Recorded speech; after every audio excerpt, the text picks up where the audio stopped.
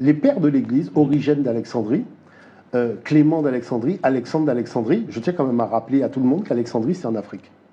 D'accord? Et Alexandrie, il y a quoi? Il y a la bibliothèque d'Alexandrie. Donc les gens vont dans notre bibliothèque, traduisent nos textes dans leur langue et viennent nous raconter des histoires de dormir debout. Sauf que quand on a brûlé la bibliothèque d'Alexandrie, tout le monde a cru que c'était le casse parfait.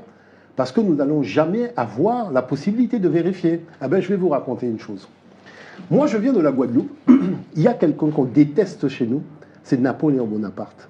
Parce que Napoléon Bonaparte a rétabli l'esclavage en 1802, alors que nous étions déjà libres en 1794.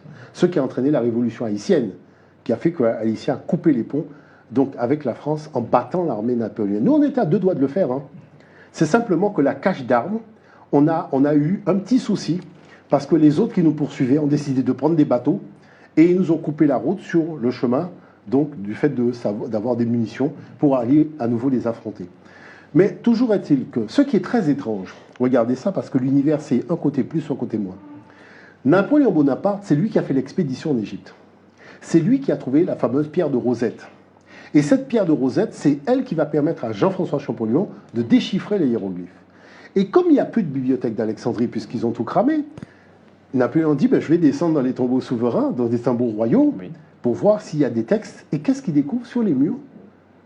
Tout est écrit, vous avez les originaux des textes qui étaient écrits sur les papyrus. Et quand il arrive, il découvre tous les textes que vous avez dans la Bible et dans le Coran. Hein.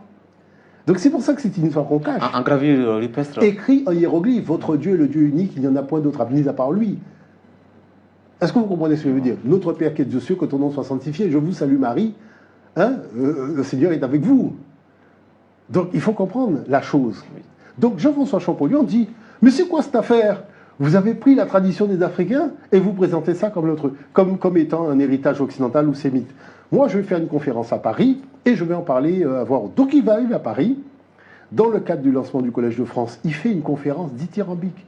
Sauf qu'il a oublié une chose, on est en 1822 et l'esclavage a été aboli en 1848, mon très cher.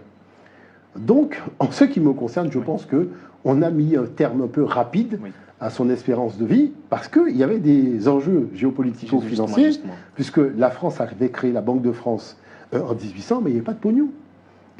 Parce que jusque-là, le système, c'était le système esclavagiste qui remplissait les caisses économiques de la France. Donc quand Napoléon arrive au pouvoir, ben, il faut refaire partir la machine. La seule idée qu'il a en tête, c'est rétablir l'esclavage. Donc vous voyez que toute cette dynamique-là, de toute façon, le monde panafricain se retrouve toujours dans cette dynamique de l'histoire de l'Égypte, parce que c'est la maison mère, c'est notre nombril, on est parti de là. Donc à partir de ce moment-là, on ne peut pas concevoir le fait d'être africain sans passer par la case Égypte.